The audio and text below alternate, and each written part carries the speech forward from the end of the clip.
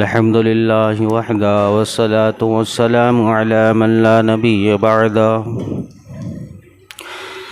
ونعوذ بالله من شرور أنفسنا ومن سيئات أعمالنا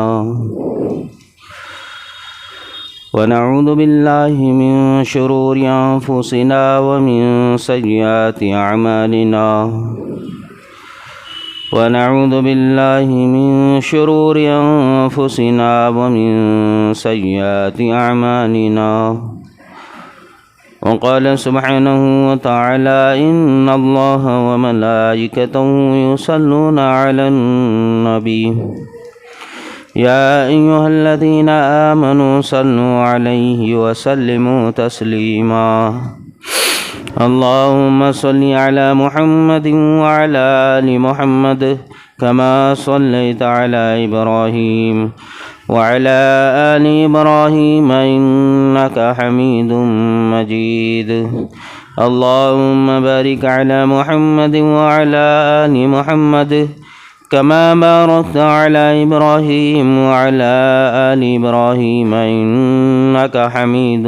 مجيد صدق الله العظيم وصدق رسوله الكريم أما بعد محترم بزرگوں اور دوستو،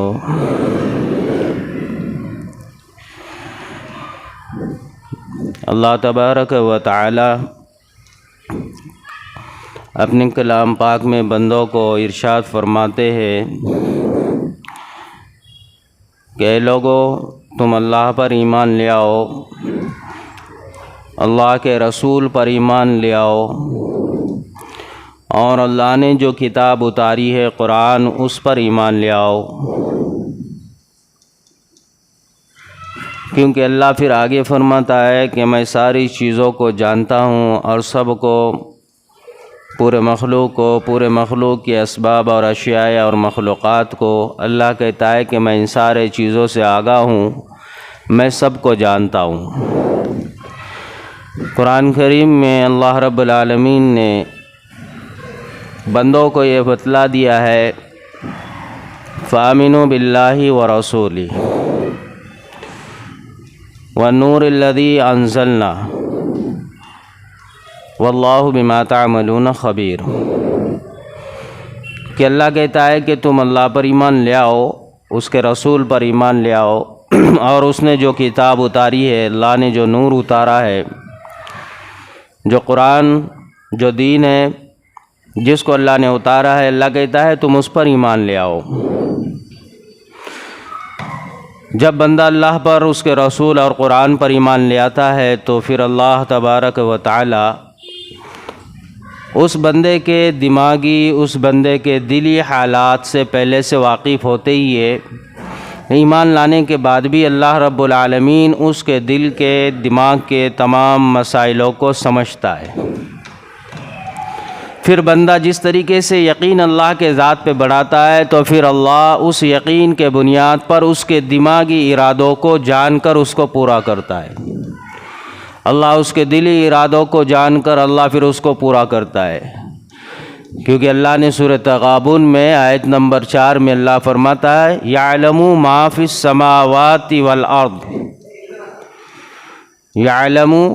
ما فی السماوات والارض وَيَعْلَمُ مَا تُسِرُّونَ وَمَا تُعْلِنُونَ۔ اللہ قرآن میں فرماتا ہے کہ اللہ سب کچھ جانتا ہے، جو زمین میں ہے، جو آسمان میں ہے، اور جو آسمان کے اندر ہے، جو زمین کے اوپر ہے، جو زمین کے نیچے۔ يَعْلَمُ مَا فِي السَّمَاوَاتِ وَالْأَرْضِ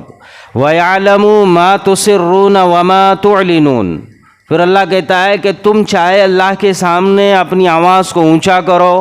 یا پھر نیچا کرو، یا پھر دھیمی آواز میں کہو، یا پھر اپنی زبان ہی کو اپنے منہ کے اندر صرف حرکت دے دو، یا پھر اپنے دل ہی کے اندر اس کو سوچو۔ تسرون وما تعلنون، آگے اللہ فرماتا ہے واللہ علیم بذات الصدور، کہ پھر میں تو اتنا جانتا ہوں، اللہ کہہ رہا ہے کہ تمہارے دل میں جو ارادہ پیدا ہو رہا ہے، جو تم نے ایک سوچی ہے، اللہ کہتا ہے میں اس سوچ کو بھی جانتا ہوں، اس ارادے کو بھی جانتا ہوں جو پیدا ہوا، جو ایک طرح کی حرکت ہے، اللہ کہتا ہے میں اس کو بھی جانتا ہوں۔ پھر اللہ کہتا ہے کہ یہ سارے چیزوں کا علم مجھے ہے، دنیا میں جو کچھ ہو رہا ہے اس کا بھی علم ہے، زمین پر جو کچھ ہو رہا ہے اس کا بھی علم ہے، اور مخلوقات جو کچھ کر رہی ہے اللہ کہتا ہے مجھے اس کا بھی علم ہے، اور میں سب کو جانتا بھی ہوں اور دیکھتا بھی ہوں، اور اس کے دل دماغ کے ساتھ اللہ کہتا ہے ہر وقت میں جڑا ہوا ہوں۔ اس لیے بندے کو چاہیے کہ بندے کا تعلق اللہ کے ساتھ اس معیار کا ہو کہ دل اور دماغ اور زبان سے جو ہمارے اچھی باتیں، اچھی سوچ نکلے وہ اللہ اس کے حق میں فوراً اس کو پورا کرے۔ بندے کی اگر یہ طلب اور یہ چاہت ہے تو اللہ کہتا ہے کہ اس سے پہلے تمہیں چاہیے کیا؟ فآمنوا باللہ، تم اللہ پر ایمان لے آؤ، تم اس کے رسول پر ایمان لے آؤ، تم اس کے بھیجے ہوئے قرآن پر، دین پر ایمان لے آؤ، کیونکہ اللہ کہتا ہے مجھے علم ہے، مجھے سب کچھ پتہ ہے، کیا ہونا ہے، کیا ہوگا، اور کیا آگے کیا اس کی انتہا ہوگی۔ تو زمینی اعتبار سے مخلوق کو چاہیے کہ وہ رب سے اپنے تعلق کو جوڑے، اور رب کے ساتھ تعلق جب بندے کا مضبوط ہوتا ہے تو بندے کا دل زندہ ہو جاتا ہے۔ جب بندہ اللہ سے تعلق جوڑتا ہے تو دل جو ہے اللہ کے ساتھ جڑنے کی وجہ سے زندہ ہو جاتا ہے، اور زندہ جب ہوتا ہے تو پھر فرمایا کہ اس کے ساتھ پھر اللہ کی نسبت جڑ جاتی ہے، ورنہ مردار دل وہ ہے جس میں اللہ نہیں ہے، مردار دل وہ ہے جس میں اللہ کا خوف نہیں ہے، اور مردار دل وہ ہے جو اللہ کے ساتھ جڑا ہوا نہیں ہے، مردار دل وہ ہے جو اللہ سے غافل ہے، اللہ کے رسول سے غافل ہے، قرآن سے اور دین سے غافل ہے۔ ان دلوں کو فرمایا کہ یہ مردار دل ہے۔ انسان زندہ ہے لیکن اس کے دل کے بارے میں فرمایا کہ یہ مردار دل ہے۔ پھر انسان کا یقین اتنا نیچے ہو جاتا ہے، اللہ پر یقین نہ ہونے پر پھر انسان اپنے نفع اور نقصان کو مخلوق کے ساتھ جوڑ کر یہ ثبوت دیتا ہے کہ میرا دل مردہ ہے۔ پھر انسان مخلوق کی طرف جھک جاتا ہے، رب سے تعلق ٹوٹ جاتا ہے، اعمال سے تعلق ٹوٹ جاتا ہے، قرآن اور حدیث سے انسان پیچھے ہو جاتا ہے، شریعت اسلام سے انسان دور ہو جاتا ہے، سنت نبوی سے انسان دور ہو جاتا ہے، کیونکہ دل مردار ہے، اور جب دل مردہ ہو جاتا ہے تو باڈی بے چین ہو جاتی ہے۔ باڈی کے لیے، جسم کے لیے ایک طرح کا عذاب ہے کہ دل کا مردہ ہو جانا۔ جب مردہ جسم ہو جائے تو پھر یہ مردہ دل ہو جائے تو پھر جسم پھر یہ پریشانیوں سے گزرتا ہے، مصیبتوں سے گزرتا ہے، بے چینی سے گزرتا ہے،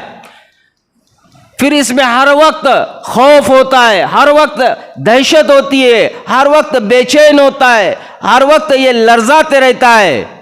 کیونکہ دل مردار ہوا، جسم بے چین ہو گیا۔ جسم اگر ہمیں چاہیے کہ صحیح تندرست بھی ہو، اور دل فرمایا کہ یہ سکون اور اطمینان والا ہو، تو کہا کہ دلوں کو زندہ کرو۔ تو دل زندہ ہوگا اللہ کی یاد سے، دل زندہ ہوگا اللہ کے ساتھ جڑنے پر، دل زندہ ہوگا اعمال صالحین کے ساتھ جڑنے پر، اور دل زندہ ہوگا اللہ اور اس کے رسول کی محبت میں۔ اللہ کہتا ہے سورہ تغابن میں آیت نمبر 13 میں، اللہ لا الہ الا ہو وعلی اللہ فلیتوکل المؤمنون۔ اللہ کہتا ہے میرے علاوہ کوئی نہیں ہے، اللہ لا الہ الا ہو، میرے علاوہ کوئی نہیں ہے جس کی عبادت کی جائے، اور میرے علاوہ کوئی نہیں ہے جو تمہارے مسائل کو حل کر دے، اور میرے علاوہ کوئی نہیں ہے جو تمہاری سن سکے، اور میرے علاوہ کوئی نہیں ہے میرے علاوہ کہ تمہاری مدد کر سکے۔ اللہ کہتا ہے وعلی اللہ توکلت، تمہیں چاہیے کہ تم مجھ پہ بھروسہ کرو، تمہیں چاہیے کہ تم میرے ساتھ اعتماد کو باقی رکھو، تمہیں چاہیے کہ میرے رب ہونے کو تم تسلیم کر لو، اور تم مجھے رب مان کر میرے احکامات کو پورا کرو۔ وعلی اللہ فلیتوکل المؤمنون۔ اگر تم نے ایسا کر دیا تو اللہ کہتا ہے کہ تم ہی تو ہو پھر جو مومن ہے، اللہ کہتا ہے تم ہی تو ہے پھر جو میرے فرما بردار ہے، تم ہی تو لوگ ہیں جو مجھ کو مانتے ہیں، میرے اوپر یقین اور ایمان رکھتے ہیں، جو مجھ پر توکل کرتے ہیں، تم ہی تو ہے جو پھر میرے فرما بردار بندے۔ یہ ثبوت جب بندہ دیتا ہے اپنے قول سے، اپنے فعل سے، اپنے کردار سے، اپنے اعمال سے، تو پھر بندے کے ساتھ اللہ کی نسبت جڑ جاتی ہے۔ جب اللہ کی نسبت جڑ گئی، مخلوق انسان کے ساتھ کوئی فریب نہیں کر سکتی، اور مخلوق انسان کو ذرہ برابر بھی نقصان نہیں دے سکتی، کیونکہ مخلوق سب کی سب اللہ کی بنائی ہوئی ہے۔ خالق وہ ہے، یہ سب مخلوق ہے۔ یہ ساری مخلوق کے اوپر اللہ کی طاقت، سارے مخلوق کے اوپر اللہ کی قوت، سارے مخلوق کا محاسبہ کیا ہوا اللہ نے ہے، اور ساری مخلوق اللہ کے سامنے کمزور ہے اور ہیچ ہے۔ تو اللہ کہتا ہے کہ جب تمہارا یقین جڑ گیا مجھ سے، تو پھر میری مدد ہے تمہارے ساتھ، پھر میری طاقت ہے تمہارے ساتھ، پھر تم جدھر جو چاہے کرنے کے لیے اپنے آپ کو آگے بڑھاؤ۔ اللہ کہتا ہے مایوس نہیں ہوگے، مایوس نہیں ہوں گے۔ دنیا کے حالات ہو، یا اپنے ذات کے حالات ہو، یا اپنے مسائل ہو، یا پھر کنبہ اور برادری کے مسائل ہو، اپنے اہل وعیال کے مسائل ہو، اللہ کہتا ہے ان سارے مسائلوں کا حل یہاں پر ہے۔ توکلت علی اللہ، اللہ پر توکل کرے۔ ہمارا یقین اللہ کے ذات پر اس معیار کا نہیں ہے، اس لیے انسان گھبرا جاتا ہے، انسان کے دل بے چین ہو جاتے، انسان کا جسم پریشان ہو جاتا ہے، کیونکہ یقین اللہ کے ذات پر اور توکل اللہ کے ذات پر نہیں۔ دنیا کی دکھتی ہوئی اور دنیا کی خوفناک چیزیں اور دنیا کی اشیاء سے انسان گھبرا جاتا ہے، اور دنیا کی طاقتوں سے انسان ڈر جاتا ہے، کیونکہ اس کا تعلق اللہ سے نہیں ہے، کیونکہ وہ اسباب کو دیکھ کر متاثر ہو جاتا ہے، کیونکہ دلوں کے اندر اس کے خالق نہیں ہے، مخلوق ہے۔ حضرت سعد بن عقبہ رضی اللہ تعالیٰ عنہ یہ اپنے شہر سے اللہ کے دین کے لیے، اللہ کے بندوں کو لے کر اپنے ساتھ، وہ جو ایمان والے تھے ان کو لے کر اسلام کے جو دشمن تھے ان سے مقابلے کے لیے انہوں نے اپنے آپ کو بستی سے باہر نکالا۔ جب یہ بستی سے باہر اپنے آپ کو لے کر نکلے تو دیکھا سامنے سمندر ہے، آگے جانا ہے، کوئی راستہ ہی نہیں، کوئی راستہ نظر نہ آنے پر انہوں نے وہیں پر پڑاؤ ڈال دیا۔ کچھ دن وہیں پر رہے، عبادتیں کرتے رہے، اعمال کرتے رہے، لیکن پیچھے نہیں ہٹے۔ آگے بڑھنا ہے لیکن راستہ کوئی نہیں، آگے بڑھنا ہے، سامنے سمندر ہے، آگے بڑھنا ہے، پانی انتہا، جہاں دیکھے وہاں پانی ہی پانی ہے۔ لوگ کہنے لگے حضرت آگے تو نہیں جا سکتے کیونکہ آگے پانی ہے، آگے ہمارے پاس کوئی سواری نہیں ہے، آگے جانے کے لیے، سمندر کو پار کرنے کے لیے ہمارے پاس کوئی اسباب نہیں ہے، لہذا ہم آگے کیسے جائے؟ آگے ہمارے جانے کے لیے تو کوئی ساز و سامان ہی نہیں۔ تو حضرت سعد بن عقبہ رضی اللہ تعالیٰ عنہ کہتے وہ اٹھے، انہوں نے اپنے آپ کو سواری کے اوپر سوار کیا۔ کچھ دن رکنے کے بعد ان کے ساتھیوں کو کہا کہ چلو سب تیار ہو جاؤ، ہمیں اب آگے بڑھنا ہے، لہذا اللہ کے دین کے لیے، اللہ کے لیے، اللہ پر توکل کر کر ہمیں آگے بڑھ کر وہ کام کو انجام دینا ہے جس کام کے لیے ہم نے اپنے گھروں کو چھوڑا ہے۔ لہذا انہوں نے اپنے آپ کو تیار کیا، سب نے اپنے آپ کو سواریوں پر سوار کیا، سوچنے لگ گئے شاید کوئی اور راستے سے جانا ہو، لیکن انہوں نے اپنے آپ کو سواری پر جب سوار کیا، گھوڑے کی لگام جب کس لی تو انہوں نے سیدھا پانی کی اور اپنے آپ کو لے کر گئے۔ ان کے پیچھے یہ قافلہ ان کے ساتھ وہاں تک پہنچا، سمندر کے پانی کے کنارے پر جا کر یہ رک گئے۔ یہ رکنے کے بعد انہوں نے اپنے ساتھیوں سے کہا کہ ہم جس رب کے ساتھ جڑے ہیں اور جس رب پر ہم نے توکل کیا ہے اور جس رب سے ہم نے مدد کو مانگنا ہے وہ وہی رب ہے جس رب پر ہم نے ایمان لیا ہے، لہذا ہم مسلمان ہیں۔ اسی رب کی حکومت پورے زمین پر ہے، اسی رب کی حکومت اور طاقت اور قوت ان پانی پر بھی ہے، لہذا میں چاہتا ہوں کہ تم سب میرے ساتھ وہی کرو جو میں کرتا ہوں۔ تو حضرت سعد بن عقبہ رضی اللہ تعالیٰ عنہ نے اپنے آپ کو پانی کے کنارے کھڑے کر دیا اور اپنی زبان حال سے اللہ کا نام لینا شروع کر دیا۔ نستعین باللہ، نستعین باللہ، نستعین باللہ، زور زور سے اپنے زبان سے یہ اللہ کے ساتھ میں، اللہ کے نام کے، اللہ کے ساتھ اللہ کو، اللہ کی مدد کو پکارنے لگ گئے۔ نستعین باللہ، توکلت علی اللہ،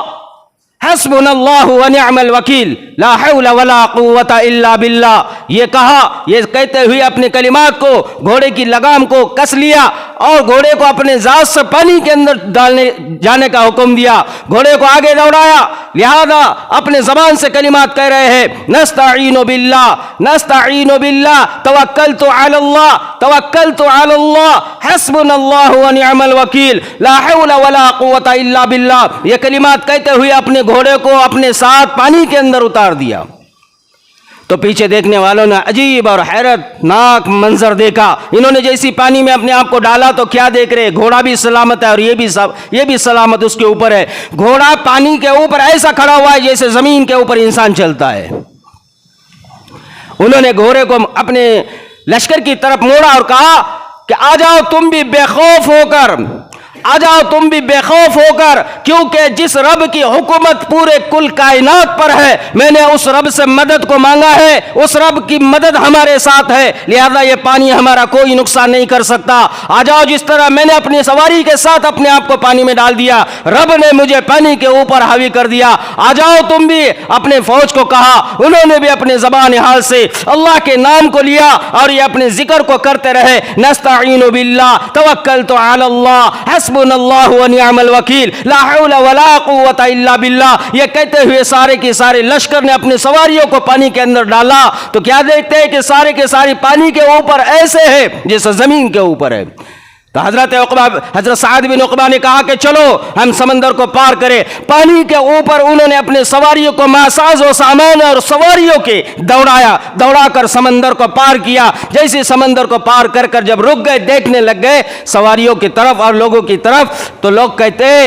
کہ ہم نے دیکھا کہ ان کے سواریوں کے پیر کے ناخن تک پانی سے ڈوبے ہوئے نہیں تھے، پانی سے بھیگے ہوئے نہیں تھے، ان کے پیروں کے ناخن کو تک پانی نے چھوا نہیں تھا۔ یہ ہے ایمان، یہ ہے تقوی، یہ ہے اللہ پر یقین، اور یہ ہے اللہ کے ساتھ نسبت، اور یہ ہے اللہ کی مدد ان لوگوں کے ساتھ جن کے دل زندہ ہے، جن کے ضمیر زندہ ہے، جس نے اپنے زندگی کا مقصد عقیدت بنایا اور جس نے رب کے ساتھ اپنی صلح کرا لی، جس نے اپنے آپ کو رب کے ساتھ جوڑ دیا۔ ان کے دلوں کو اللہ رب العالمین نے مخلوق کے خوف سے بے خوف کر دیا۔ یہ سارے دنیا کے اندر یہ ساری مخلوقات جو آج ہمیں جو نظر آ رہی ہے، اور دنیا کی اشیاء اور طاقتیں جو ہمیں نظر آ رہی ہے، اور اس سے جو ہمارے دل و دماغ متاثر ہو رہے ہیں، اس کی واحد وجہ یہ ہے کہ میرے بھائیوں، ہم نے ہماری اہمیت اور ہماری طاقت کو نہیں سمجھا۔ ورنہ قرآن کہتا ہے دشمنوں کی کیا مجال، دشمنوں کی کیا مجال، مومنوں کی طرف دیکھے، دشمنوں کی کیا مجال کہ ایمان والے کے ساتھ زبان درازی کرے، دشمنوں کی کیا مجال کہ ایمان والے کے اوپر انگلیاں اٹھائے، دشمنوں کی کیا مجال کہ ایمان والوں کی جان اور مال کا نقصان کرے۔ اللہ نے خود قرآن کریم میں ایسے چیزوں کو بتلایا ہے جس کے اندر اللہ فرماتا ہے، نبی علیہ الصلوۃ والسلام کفار مشرکین کے آنکھوں کے سامنے سے ان کے سروں کے اوپر مٹی ڈالتے ہوئے آگے بڑھے، وجعلنا من بین ایدیہم صدا ومن خلفہم صدا فاغشینا فہم لا یبصرون، کہتے ہوئے انہوں نے مٹی کو جو ہے دشمنوں کے سروں کے اوپر ڈالا اور اپنے آپ کو ان کے آنکھوں کے سامنے سے لے کر نکل گئے، انہیں خبر تک نہیں ہوئی، نہ یہ ان کا نقصان کر سکے، نہ ان کو جو ہے کوئی تکلیف پہنچا سکے، کیونکہ اللہ قرآن میں بتلاتا ہے کہ اللہ کی طاقت جب بندوں کے ساتھ، ایمان والوں کے ساتھ جڑتی ہے تو زمین کی کوئی مخلوق اس کا کوئی کچھ بگاڑ نہیں سکتی۔ اللہ نے موسیٰ علیہ نبی علیہ السلام کو فرعونیت سے نجات دی، کیا ہم بھول گئے؟ جو معجزے نظر آتے ہیں کہ ہو نہیں سکتے، اللہ نے وہ کرا دیے، وہ تھے موسیٰ علیہ السلام اور ان کی قوم۔ اور یہاں نبی علیہ السلام کے امتی خود حضرت سعد بن عقبہ، ان کے ساتھ اللہ نے وہ کر دکھلایا کہ پانی کے اوپر سے انہوں نے اپنی سواریوں کو پار کیا۔ یہ کب ہوا؟ جب ان کا ایمان بنا۔ یہ کب ہوا؟ جب ان کا یقین اللہ پر بیٹھا۔ یہ کب ہوا؟ جب انہوں نے اللہ پر، اللہ کے رسول پر اور انہوں نے قرآن پر ایمان لیا ہے۔ اسی لیے تو اللہ کہتا ہے فآمنوا باللہ ورسولہ والنور الذی انزلنا واللہ بما تعملون خبیر۔ تمہیں چاہیے، اگر تم کامیاب ہونا چاہتے ہو تو تم اللہ پر ایمان لے آؤ، تم اللہ کے رسول پر ایمان لے آؤ، تم اللہ کے قرآن پر ایمان لے آؤ۔ اور پھر اللہ کہتا ہے کہ میں تو سب کچھ جان ہی رہا ہوں، میں تو سب کچھ دیکھ ہی رہا ہوں۔ مومن ہو اور اس کا نقصان ہو نہیں سکتا، مومن ہو اس کا نقصان ہو نہیں سکتا،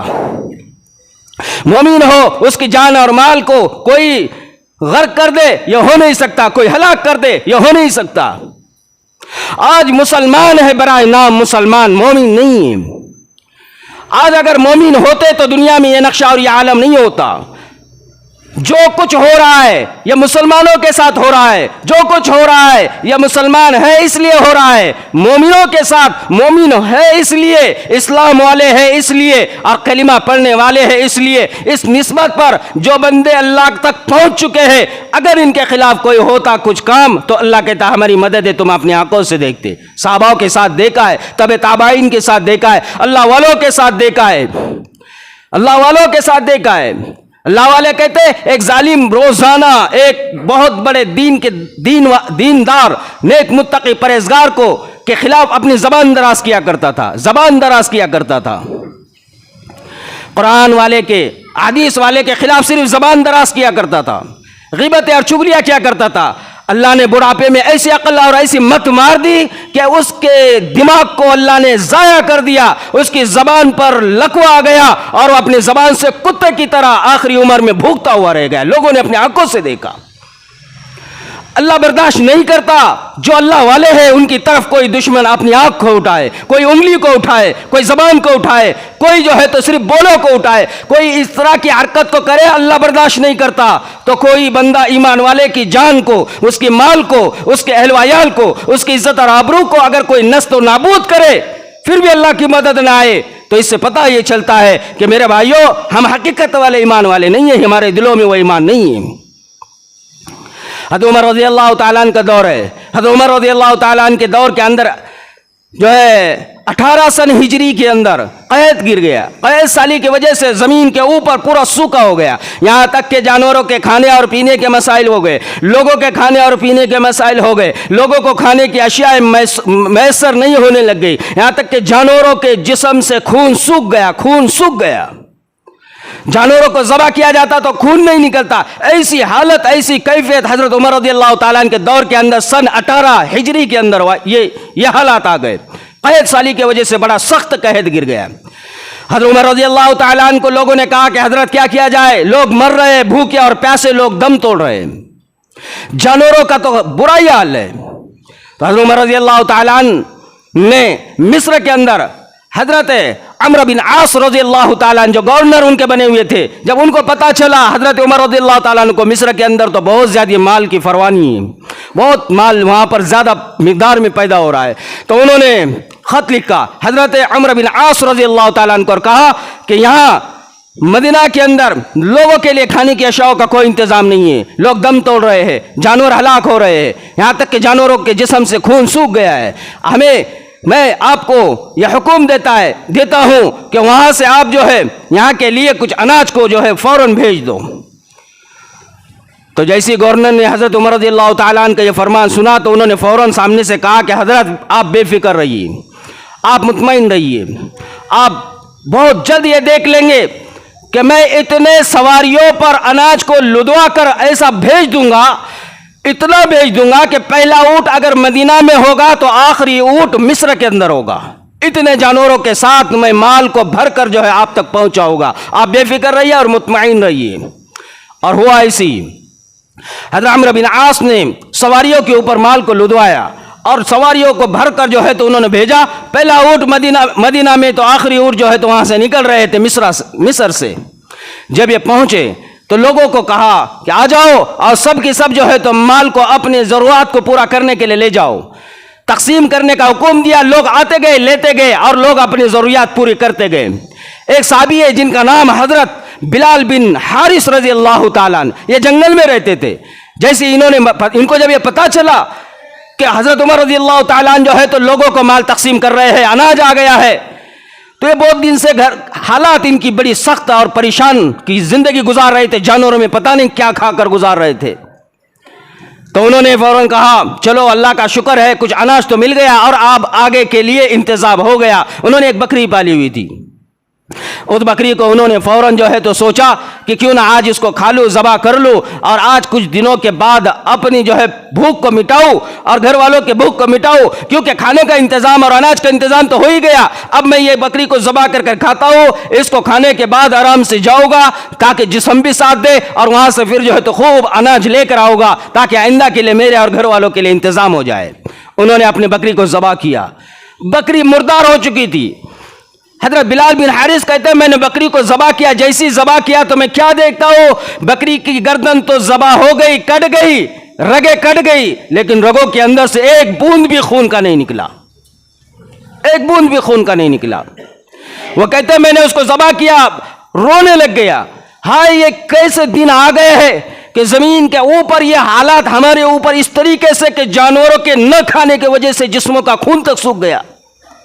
روتے ہوئے اللہ کی طرف متوجہ ہوتے ہوئے پریشان حال زمین کے اوپر سر رکھا ہوا، وہ کہتے ہیں میرا جسم تھکا ہوا، میں تھکا ہوا، میرے اوپر اللہ کا خوف اتنا طاری ہو گیا، میں سو گیا، اسی حالت پہ میری آنکھ لگ گئی تو خواب میں محمد رسول اللہ صلی اللہ علیہ وسلم کی زیارت ہوتی ہے۔ نبی علیہ الصلوۃ والسلام فرماتے ہیں ابشر الحیات، کہ مبارک ہو تمہیں اپنے زندگی خوشحالی کی، اور پھر فرمایا کہ بلال اٹھو اور اٹھ کر جاؤ عمر کے پاس، عمر کو میرا سلام کہو، اور عمر سے کہو کہ کیا تم نے محمد رسول اللہ سے ایک عہد نہیں کیا تھا؟ کیا محمد رسول اللہ نے تم سے ایک عہد نہیں کیا تھا؟ کیا تم اس عہد کو بھول گئے؟ اور تم تو عہد کے پورا کرنے میں بہت سخت ہے، بہت پکے۔ پھر آگے فرمایا ان سے کہو کہ تم نے جو عہد کیا تھا اس عہد کے کرنے میں تم تو پکے ہیں، پھر کیا ہوا؟ آگے کہا ان سے کہو عقل سے کام لو، عقل سے کام لو، عقل سے کام لو۔ یہ صحابی کہتے ہیں میری آنکھ کھل گئی، میں جیسے تیسے اٹھا اور اٹھ کر فوراً حضرت عمر کے پاس دوڑتا ہوا گیا۔ حضرت عمر رضی اللہ تعالیٰ عنہ کے دروازے پر پہنچا اور وہاں کے ان کے قاصد سے کہا کہ جاؤ محمد رسول اللہ کے قاصد آئے ہیں، عمر سے کہو انہیں ملنا ہے۔ جیسی یہ آواز انہوں نے سنی کہ محمد رسول اللہ کے قاصد آئے، حضرت عمر خود دوڑتے ہوئے گھر سے باہر آئے اور باہر آ کر فرمایا کیا ہوا، کیا خبر لائے ہو؟ تو وہ حضرت بلال رضی اللہ تعالیٰ عنہ کہنے لگ گئے کہ میرے ساتھ محمد رسول اللہ صلی اللہ علیہ وسلم کا ایک پیغام ہے، انہوں نے پیغام سنوایا۔ جیسے انہوں نے پیغام سنا گھبرا گئے، پریشان ہو گئے، رونے لگ گئے، فوراً جو ہے اپنے آپ کو انہوں نے زور سے اعلان کر کر لوگوں کو کہا کہ لوگوں آ جاؤ، پورے لوگوں کو جمع کیا، ممبر کے اوپر کھڑے ہو گئے، کھڑے ہو کر کہا لوگوں سے کہ اے لوگوں، کیا تم نے مجھے کبھی دیکھا کہ کوئی مکروہ کام کرتے ہوئے، ناجائز کام کرتے ہوئے؟ کبھی تم نے مجھے دیکھا کہ اللہ کے خلاف، نبی کے خلاف کوئی کام کرتے ہوئے؟ تو لوگوں نے کہا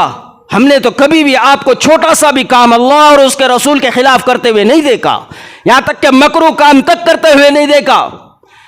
تو پھر حضرت عمر رضی اللہ تعالیٰ نے وہ خواب سنایا اور کہا کہ میرے نبی محمد رسول اللہ کہہ رہے ہیں کہ عقل سے کام لو، عقل سے کام لو۔ یہ کیا بات ہے؟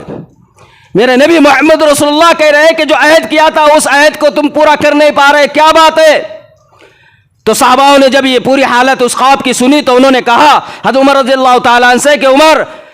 اس کی تو ایک ہی وجہ اور ایک ہی وجہ نظر آتی ہے، اور وہ یہ ہے کہ جس وقت قحط گرا، جس وقت حالات آئے، جس وقت زمین پر پریشانیاں اور مصیبتیں نظر آئی، جب لوگ اور انسان تڑپنے لگ گئے، تو اس وقت اللہ کا حکم کیا ہے؟ اس وقت جب انسان زمین کے اوپر بیزار اور پریشان ہو قحط کی وجہ سے، بھوک کی وجہ سے، پانی کی وجہ سے، تو اس وقت اللہ کا حکم کیا ہے؟ اللہ کا حکم یہ ہے کہ استسقا، اللہ سے مانگے، پانی کو اللہ سے مانگے، لیکن تم نے اس کے بالمقابل کیا کیا؟ تم نے اپنے گورنر حضرت عمرو بن عاص سے اناج کو مانگا۔ جیسی یہ بات سنی حضرت عمر رضی اللہ تعالیٰ دھاڑے مار کر رونے لگ گئے، کہا ہاں مجھ سے یہ غلطی ہو گئی، مجھ سے یہ غلطی ہو گئی، ہمارے حالات، ہمارے مصیبتیں اور ہماری پریشانیاں، ہم پر جو قحط آسمانی اترا ہے اس کی وجہ سے ہم نے فوراً مخلوق کی طرف اپنی نسبت کو جوڑا۔ ہمیں تو یہاں یہی چاہیے تھا کہ استسقا، پانی کو ہم اللہ سے مانگے۔ حضرت عمر رضی اللہ تعالیٰ نے کہا لوگوں آ جاؤ، پورے لوگوں کو حضرت عمر رضی اللہ تعالیٰ نے جمع کیا، جمع کر کر سب کے سامنے اپنے آپ کو حاضر کیا، اور حاضر کر کر اللہ کے سامنے انہوں نے دعا کی، اللہ کے سامنے ہاتھ کو اٹھایا، اور اللہ کے سامنے جب دعا کرنے لگ گئے حضرت عمر رضی اللہ تعالیٰ اتنے بڑے عمر، نبی علیہ السلام کہنے لگ گئے میرے بعد کوئی نبی ہوتا تو عمر ہوتا۔ وہ عمر رونے لگ گئے اور اپنے ذات کا وسیلہ دے کر دعا کو نہیں مانگا، وہاں جب ہاتھ کو اٹھایا اللہ کے سامنے، جب اپنی زبان کو کھولا تو کہا یا اللہ، حضرت عباس رضی اللہ تعالیٰ عنہ کے صدقے ہماری دعا کو قبول کرو۔ حضرت عباس رضی اللہ تعالیٰ عنہ کے وسیلے سے انہوں نے دعا کو مانگا. لوگ کہتے یہ رو رہے تھے, آنکھ سے پانی ٹپک رہا تھا, ہاتھ اٹھے ہوئے تھے. حضرت عباس رضی اللہ تعالیٰ عنہ موجود تھے, سارے لوگ بیٹھے ہوئے تھے. حضرت عمر کے حال کو دیکھ کر پریشان تھے. اللہ کی طرف سب کے دل جڑے ہوئے تھے. اللہ سے لوگ سب کے سب پانی کو مانگ رہے تھے. جب ان لوگوں نے اللہ کے سامنے ہاتھ کو اٹھایا تو فرمایا ابھی دعا ختم ہی نہ ہوئی تھی کہ سروں کے اوپر ہم نے دیکھا کہ ایک بادل بہت بڑا آ گیا. ایسا بادل آیا جو چوٹی کی طرح نظر آ رہا تھا, لیکن جب اتنا بڑا ہو گیا کہ اللہ کی قدرت کی ابھی دعا پوری بھی نہ ہوئی تھی, اس سے پہلے وہ بادل پھٹ گیا اور بادل سے پانی اتنا بہنے لگ گیا کہ زمین سیراب ہو گئی. تو میرے بھائیوں, جب اللہ کے ساتھ نسبت جڑ جاتی ہے, جب ایمان اور یقین اور توکل اللہ کے ساتھ جب اچھا ہو جاتا ہے, مخلوق کی کوئی طاقت نہیں ہے کہ پھر یہ انسان کو نقصان پہنچا سکے. یہ مخلوق کوئی ایسی مخلوق نہیں ہے جو زمین کے اوپر انسان کو پریشان کر سکے. اس لیے تو اللہ نے فرمایا ہے,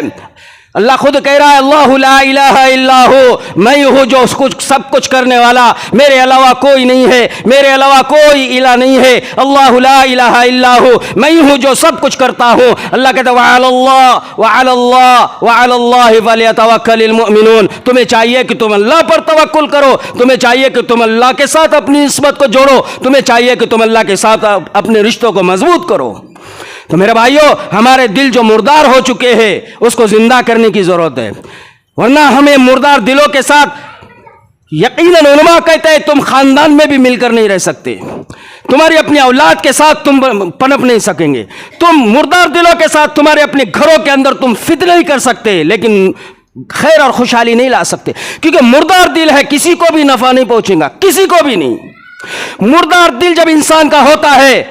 اس کے اپنے پرائے بھی اس سے محروم ہو جاتے ہیں, تو مخلوق کو اس کو نفع اس سے ذرہ برابر بھی نہیں مل سکتا, اس کے اپنے اعلی اولاد کو اس سے نفع نہیں مل سکتا. یہ مردار دلوں کی کیفیت یہ ہوتی ہے کہ انسان کا جسم کا ایک ایک پرزہ اللہ کی بغاوت کے ساتھ شروع ہو جاتا ہے, ہر کام اللہ کی بغاوت کے ساتھ اس کی ابتدا ہوتی ہے. مردہ دلوں کو زندہ کرنے کے لیے اللہ کا ذکر, اللہ کی تعریف, اللہ کی حمد, اللہ کا نام, اللہ کے ساتھ اپنی نسبت کو اس طریقے سے جوڑے کہ ہمارا دل ہر وقت اللہ اللہ کرے, ہماری زبان ہر وقت اللہ اللہ کرے, انفرادی ہو اجتماعی ہو, یہ کہے کہ میرا رب میرے ساتھ ہے,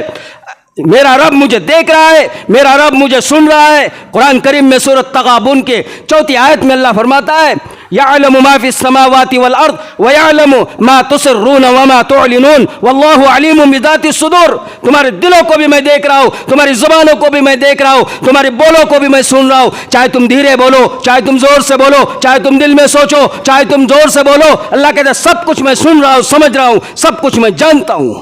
بذات الصدور. تو اللہ جب سب کچھ دیکھ رہا ہے, سن رہا ہے, سمجھ رہا ہے, تو پھر ہم اپنے آپ کو کیوں عقل مند بنا کر چلے, اللہ کے خلاف کیوں اپنے آپ کو چلائے, اپنی زبان کو, اپنے دل دماغ کو اللہ کے خلاف کیوں لگائے. جب یہ سب کچھ ہوگا زمین پر پھر وہ ہوگا جو ہم تم نہیں سوچ سکتے, زمین پر وہ فتنے پیدا ہوگے پھر ہم تم وہ نہیں سوچ سکتے, زمین کے اوپر وہ غیبی طاقتیں جو ہمارے ساتھ ہونا چاہیے تھا وہ نظر نہیں آئے گے, آتی ہوئی طاقتیں بھی ہمارے خلاف ہو جائے گی, آتے ہوئے لوگ بھی ہمارے خلاف ہو جائے گے,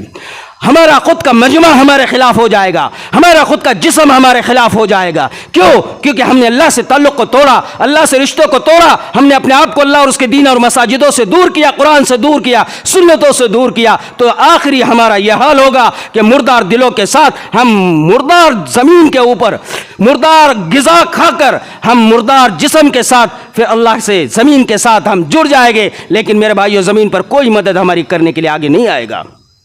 اس لیے میرے بھائیوں اللہ پاک سے دعا ہے کہ اللہ پاک ہمیں صحیح معنی میں ایمان والا بنائے. قرآن کہتا ہے فآمنوا باللہ ورسولہ والنور الذی انزلنا واللہ بما تعملون خبیر. اس کے مطابق اللہ ہمیں ایمان لانے کی توفیق عطا فرمائے, اللہ پر, اس کے رسول پر, قرآن پر, دین پر صحیح معنی میں اللہ ہمیں حقیقت والا مسلمان بنائے, ایمان والا بنائے, اعمال والا بنائے, تقوی والا بنائے, نیک اور صالح اور متقی اور پرہیزگار بنائے. اللہ پاک موت تک اسی پر قائم دائم رکھے اور ایمان پر موت ہم سب کو اللہ عطا فرمائے. وآخر دعوانا الحمدللہ رب العالمین. استغفر اللہ من کل ذنب.